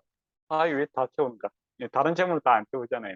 그러나 아깝지 않는 것이죠. 내가 받은 하나님 은혜를 안다면 내 삶이 모두 허비되더라도 결코 아깝지 않는 그런 일이 생깁니다. 항유옥합 이야기 아시죠? 예수님이 이제 그 십자가 지치기 전에 마리아가 자기가 갖고 있는 항유 옥합을 갖다 깨뜨리지 않습니까? 그죠? 예. 한번 그 깨뜨려 버리면 어떻게 됩니까? 아깝죠? 예. 그러니까 제자들이 뭐랍니까? 아, 이거 왜 따줬다가 돈으로 해갖고 가난한 사람 주지 왜 그거 깨뜨리냐? 이렇게 이야기를 하죠. 예. 근데 이 번제가 바로 이 항유 옥합을 깨뜨리는 그런 것이죠. 내가 이미 하나님께 구원을 받았고 은혜를 받았고 하나님께 선물 받은 것을 생각하니 항유 옥합 나를 깨뜨려서 다 드려도 결코 아깝지 않다 하는 그 마음이 있는 겁니다. 그 주님께서 그 마음을 받는 거예요. 그래서 소를 드리는 것이 중요한 것이 아니라 양을 드리는 것이 중요한 것이 아니라 기저귀를 드리는 것이 중요한 것이 아니라 내 행편 내가 할 수 있는 그 안에서 내 몸을 다 그러니까 가부의 두 랩돈 이야기 할 때도 그런 이야기를 하지 않습니까? 이 가부의 두 랩돈이 그 모든 사람도 크다라고 했을 때 그 마음을 보신다고 했죠. 그런 의미에서 숙소, 양, 비둘기 그렇게 해서 정성을 다하는 것, 마음을 드리는 것을 하나님께서 기뻐하신다라는 겁니다. 그리고 결코 허비가 아니다라는 것이죠. 사람들 보기에는 허비죠. 다 태울 필요까지 있나 뭐 조금만 태우고 다른 거 주면 되지, 우리가 먹으면 되지, 이제 그렇게 생각할 수 있는데 하나님께서 주신 것도 요하시오. 예. 모든 것을 주신 것에 대한 그 의미를 알게 되고 가치를 알게 되면 결코 값지 않다라는 것을 알게 될 것입니다. 그리고 11장 그리고 이제 덜 짐승은 드리지 않습니다. 예. 그럼 사냥해서 드리면 안 될까? 왜 안 됩니까? 자기 것이 아니기 때문이죠. 예. 하나님 거잖아요. 그거는 덜 짐승은 하나님 겁니다. 그래서 내 것을 드리는 거지. 우리가 헌금하면서 남은 돈 찍어 헌금하면 안 되잖아요. 예. 내 삶을 드리는 것이죠. 내가 드리는 거고 흠 없는 것을 드려야 된다. 온전하게. 그래서 예수 그리스도께서 온전하게 우리의 십자가 지시는 것을 보게 되죠. 그리고 그다음 성격이 완악한 뭐 개라든지 뭐 사람 물고 뭐 그런 짐승들은 안 됩니다. 예. 그 온순하고 무해한 그런 짐승을 주님 앞에 드려야 된다. 그리고 대가를 지불해야 됩니다. 중요한 것은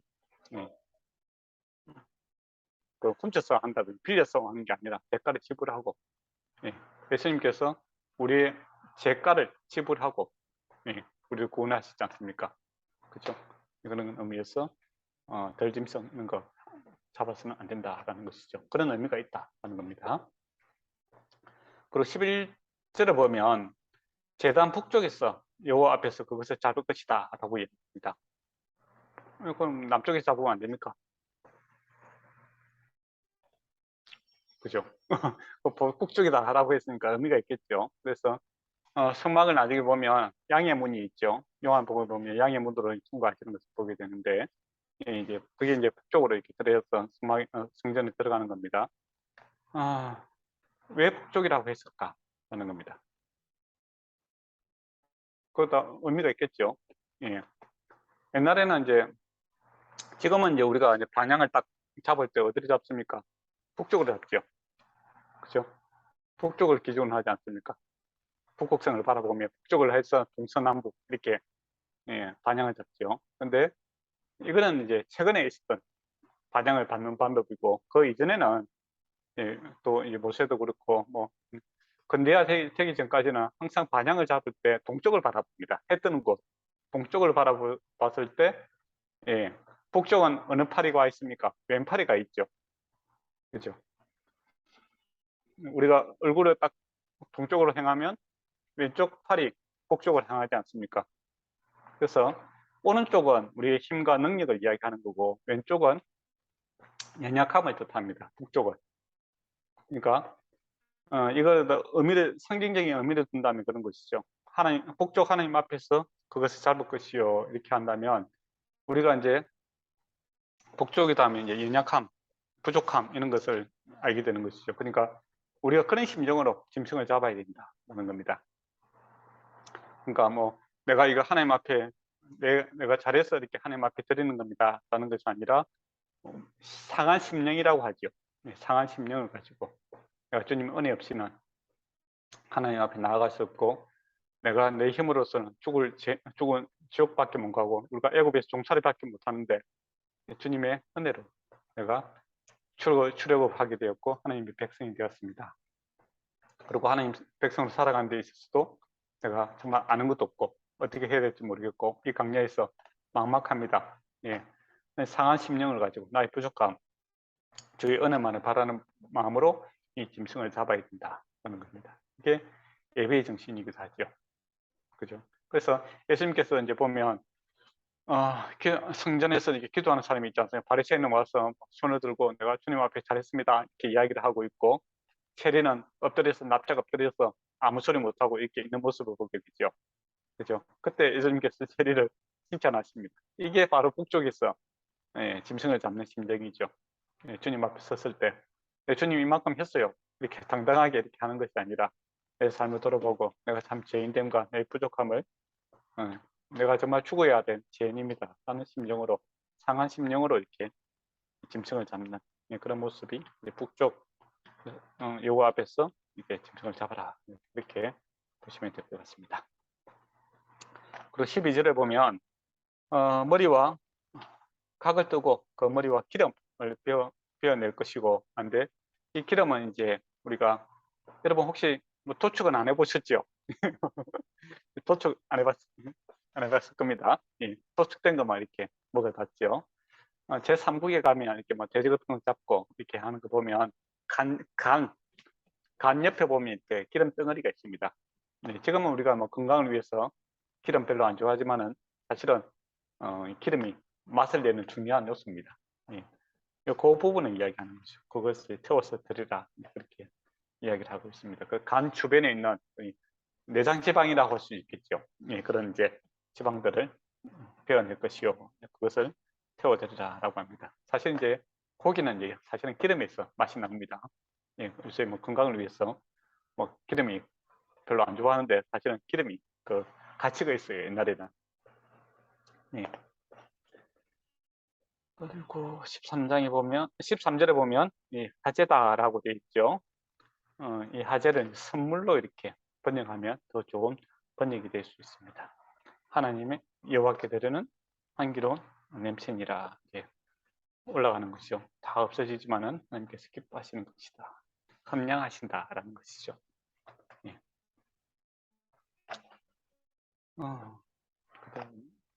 안수하는 것은 하나됨과 그 다음에 대신함과 소유라는 뜻을 갖고 있습니다. 그리고 번제는 매일 아침 저녁에 드리는 것이죠. 그리고 번제의 목적은 기쁘시게 하는 한계다라는 겁니다. 예. 그래서 번제는 아침 저녁으로 계속 이렇게 드리는 겁니다. 사냥에 보면 아침에 주의 인자하십니까, 저녁에 주의 선실하시면 감사하고 그런 내용이 있잖아요, 그죠? 네, 그런 마음이죠. 네, 하루의 시작과 끝을, 내 삶 모든 것을 주님 앞에 이렇게 드립니다 하는 것이 번제의 정신입니다. 그리고 기쁘시게 하는 한끼. 네, 누구를 기쁘게 하는 겁니까?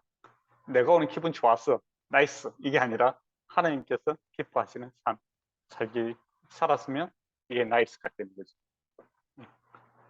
근데 보통 사람들이 자기 좋았으면 좋았어요 그렇게 이야기하는데, 그게 아니라 내 삶을 돌아보고 시작함에 있어서 끝과 시작을 과연 하나님의 기쁨이 되었는가 이렇게 묵상하고 생각하고 하나님께 내 삶을 돌아보는 것이 번제의 전칙이고, 또 바울이 뭐라 합니까? 내가 날마다 죽고 내가 그리스도가 날마다 살아나기를 원합니다 이야기를 하잖아요. 그게 바로 여기서 나오는 겁니다. 번제. 그죠? 매일 주님 앞에 번제를 드렸다, 그거 생각하는 거죠. 바울이 그래 했던 말을 우리가 레위기를 아니까 이게 번제에서 나왔구나, 그런 마음이구나. 십자가에 죽고 내가 죽고 주님이 살아나기를 원한다, 이게 바로 번제의 정신이다 이런 것을 알 수가 있겠죠. 근데 구약을 알게 되면 신약을 더욱더 분명하게 알 수가 있습니다. 그래서 이제 하나님께서는 재물보다는 예배자들이 하나님에 향한 마음을 더 보시고 있다는 것이 이 번제에 있어서 중요한 내용입니다. 거의 시간이 다 됐는데 아마 일단 여기까지 이야기를 하고, 오늘은 여기까지 이야기를 하고 해야 될 것 같네요. 혹시 질문 있으면 질문을 받도록 하겠습니다. 여기 1장까지 있는데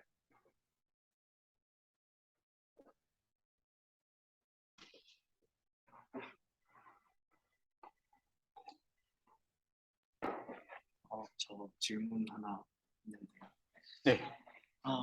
그 옛날에는 이렇게 예물을 이렇게 번제, 이렇게 제사를 이렇게 드리는 걸로 했었는데,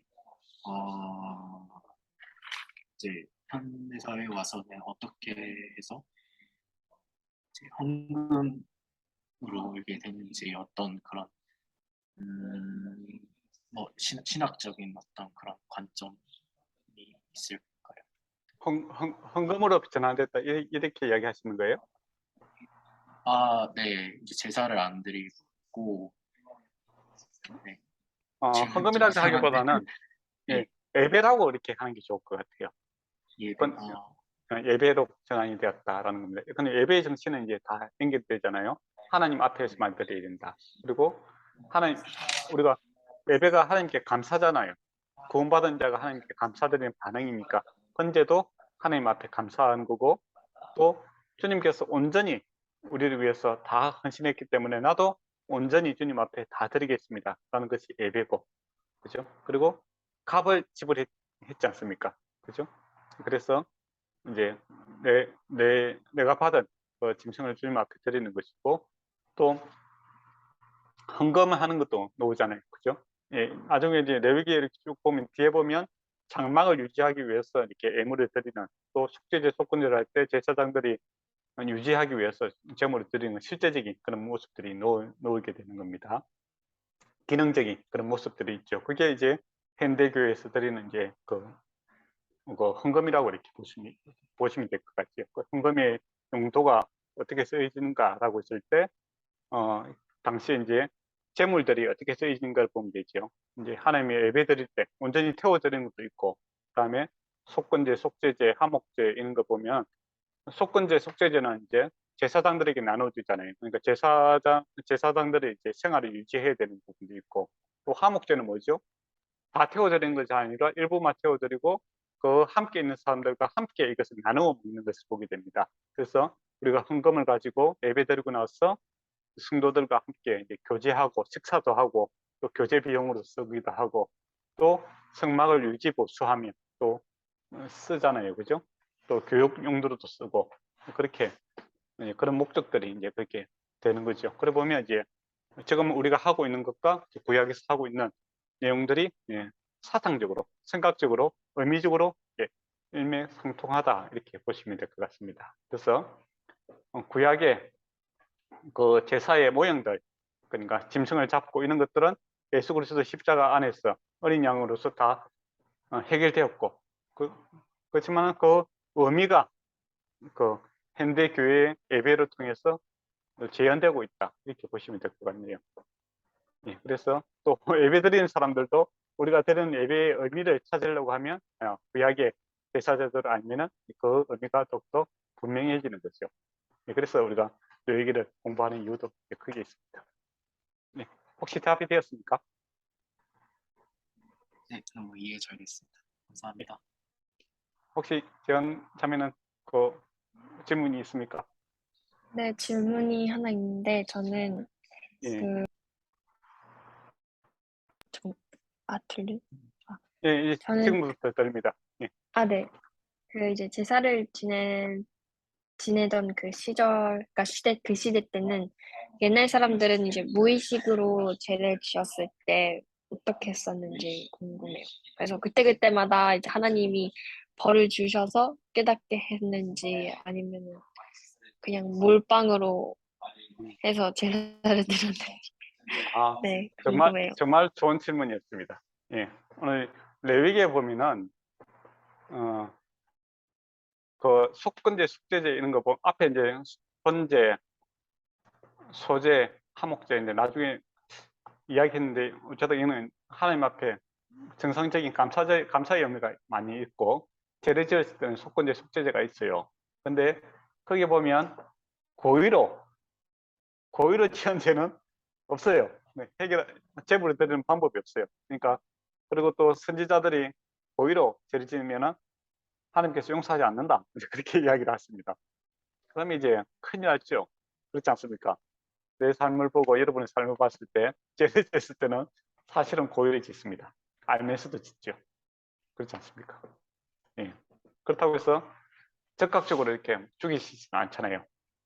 근데 계속 하나님께서 함께 하심으로 양심으로 이렇게 계속 이야기를 하심으로 불편함을 주시죠.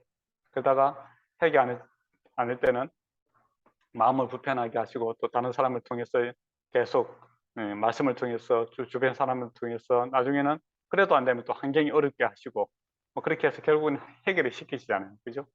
그렇게 주님께서 역사를 하시죠. 근데 구약에 보니까 고의적으로 죄를 범했을 때는 이거 해결하는 방법이 없는데 그러면 어떻게 해야 됩니까? 그렇게 이제 답답한 심정이 이렇게 생길 수 있겠죠. 그래서 이제 우리가 신약이 필요한 겁니다. 신약이 요한 요즘 최근에 보고 있는 요한 1서 1장을 보면은 그렇게 죄를 고백하는 하면 모두 주님께서 다 씻어 주시겠다. 그런 내용들이 있죠. 예. 예, 그렇게 함으로써 이제 우리의 모든 죄, 그러니까 빛이 비추어졌을 때 죄를 자백했을 때 주님께서 다 용서해 주셨다. 그런 거고. 예, 그런 의미에서 저와 여러분이 이제 고의를 짓는 죄도 사실은 뭐 죄 짓는데 다 고의예요. 고의 없는 게 어딨겠어요. 무의식적으로 짓는 경우도 있다고 하지만 자세히 보면 무의식도 우리가 재성을 갖고 있기 때문에 그렇게 살아가는 겁니다. 근데 주님의 강한 빛이 이제 계속 비치게 되면 처음에는 내가 죄로 생각 안 했는데 주님이 빛이 비치기 시작하면 옛날에는 그냥 사소한 거라고 생각했는데 그게 죄가 죄됨이 드러나게 되는 거죠. 예, 부자 청년이 와서 나는 율법을 다 지켰다 그렇게 이야기하지 않습니까? 부모기도 잘하고 뭐 살인하지도 않고 가늠하지도 않고 뭐 그래 다 자랑은 하죠. 그런데 주님의 말씀의 의미를 알게 되면 어떻게 됩니까? 예, 마음으로 미워하는 것도 죄고 마음으로 생각하는 것도 죄고 그렇죠. 그렇게 하면서 그것이 더욱더 분명하게 이렇게 나타나게 되면서 내가 죄됨을 알게 되는 거고 그래서 궁극적으로 내가 죄인입니다 라고 고백하게 될 때 주님께서 다 용서하셨다. 십자가에서 다 이루셨다. 이게 이제 무슨 의미인지를 더 분명하게 아는 거죠. 그러니까 우리가 처음에 그 예수님 믿을 때 내가 앞으로 과거에 지은 죄, 현재 지은, 앞으로 지은 죄까지도 다 용서하셨다니 그 이야기를 하잖아요. 그래 한꺼번에 죽었다가 다시 살아났다라는 거. 사람은 죽고 새롭게 태어났다라는 거. 그게 의미가 이제 더욱더 깊어지게 되는 거죠. 분명해지는 겁니다. 예, 그러니까 존재적으로 조금 설명하면 존재적으로 우리가 죽고 새 사람이 되는 거예요. 부활한. 근데 이 새 사람의 의미를 알아가는 데 있어서는 시간이 실존적으로 시간이 필요함으로써 그것이 분명하게 알아야 되는 거죠. 예, 처음에는 내가 실질적으로 고의로 지은 죄만 용서 생각나는데 그죠? 근데 주님의 빛이 계속 비춤으로 인하여 어떤 생각이 드냐면 내가 생각하고 내가 마음 먹고 있는 그것까지 내가 죄인이구나 라는 것을 알게 되는 거죠.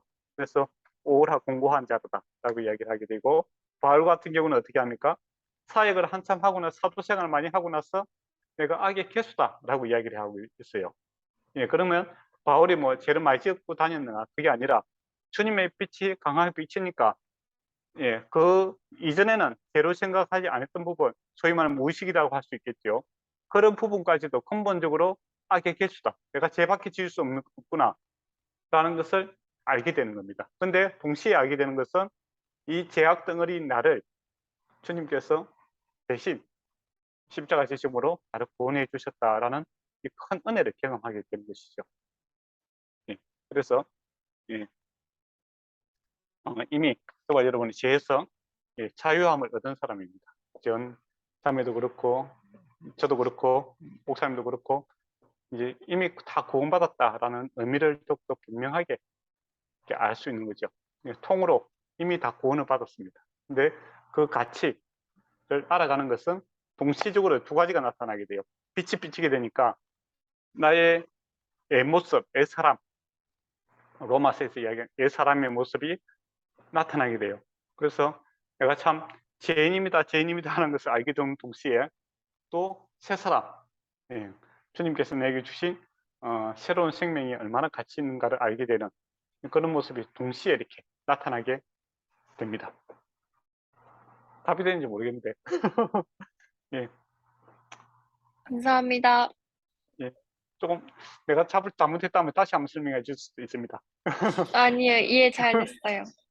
아, 잔소리면 하는 것도 없어. 예, 근데 그 부분이 중요합니다. 예. 혹시 뭐 다른 질문 있습니까?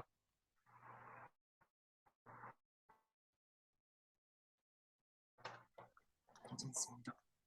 그러면 이제 제가 이제 질문을 한번 하고 여러분과 같이 공부를 할 건데, 앞으로 이제 우리가 레위기를 이렇게 볼 건데, 이런 식으로 이제 계속 한 절씩 이렇게 계속 공부해도 되고요. 저는 그런 거 좋아하고, 또 이건 너무 지겹지 않습니까, 목사님?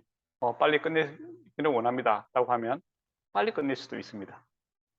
그런데 여러분이 이제 레위기를 혼자서 이렇게 하나씩 보기에는 아마 같이 보지 않는 이상 앞으로도 힘들 겁니다.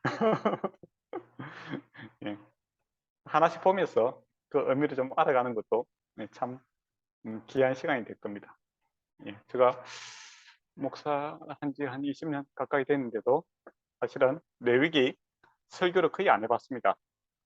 예. 그러면 일반 성도들도 레위기 설교를 거의 안 듣는다고 봐야 되겠죠. 예.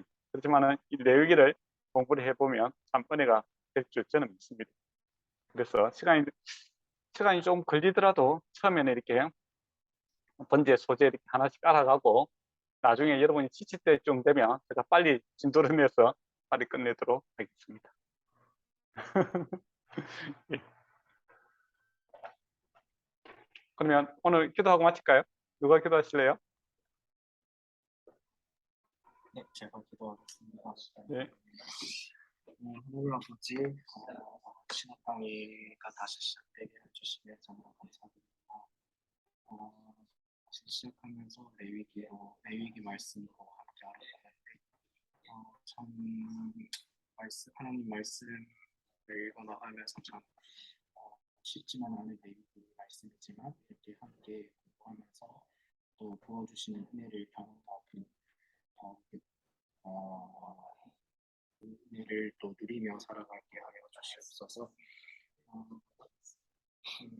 그리고 거룩한 하나님의 백성으로서 저희가 또한 예배자로서 이 세상을 어떻게 살아가야 할지 또 알게 하여 주시고 부어주시는 하나씩 부어주시는 은혜와 사랑으로 또한 우리를 하나님 기뻐하시는 향기로운 예물로 드리면서 살아가게 하여 주시옵소서.